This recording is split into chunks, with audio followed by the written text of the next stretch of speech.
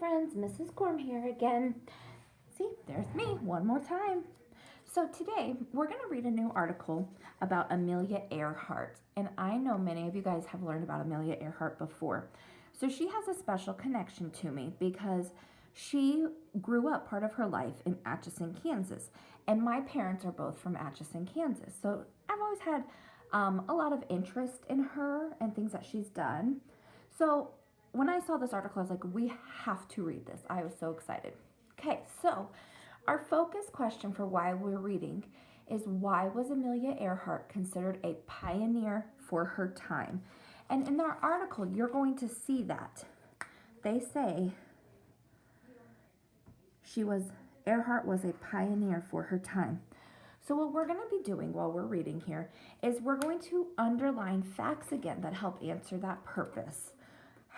What in here helps tell me that she's a pioneer for her time.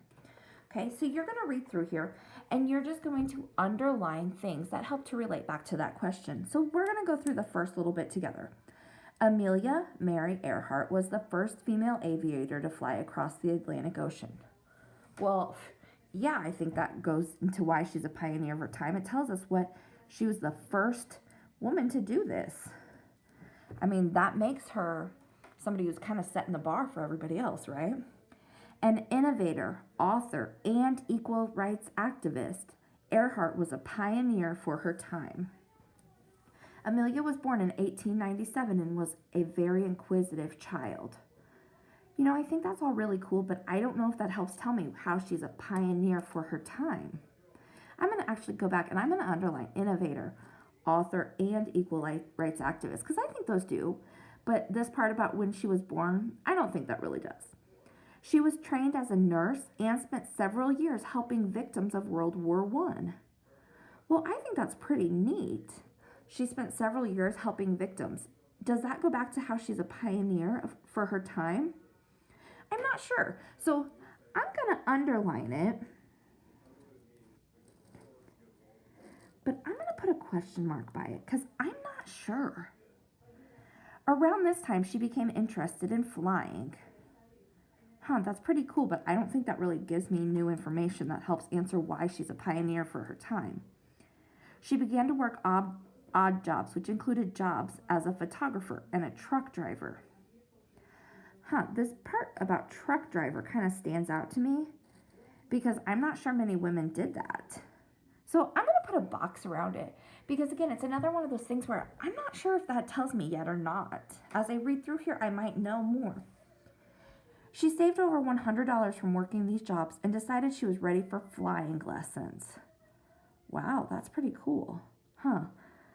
You know, I think that really probably does kind of tell me how she's a pioneer for her time because I don't know that many women did flying lessons. So I'm even going to make a note over here. Did women do this?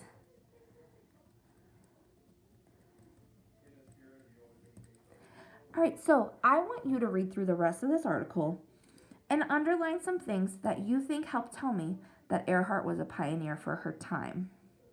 After you underline some things in here, answer these 4 questions. This part right here about writing about reading, you don't have to do this today. I'm not worried about this part right here. I just want you to answer these 4 questions and underline things that you think tell me about Earhart was a pioneer for her time. You can do like me and maybe put boxes around things you're unsure or put question marks, maybe put little notes in there. Whatever you need to do to help you kind of understand why you marked that part.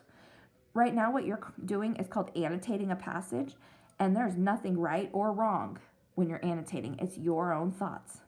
I can't wait to see what you guys put in here and how you answer your questions. Remember, if you need help, either send me a message, give me a call, or raise your hand on Class Kick, and I'm more than happy to help you out.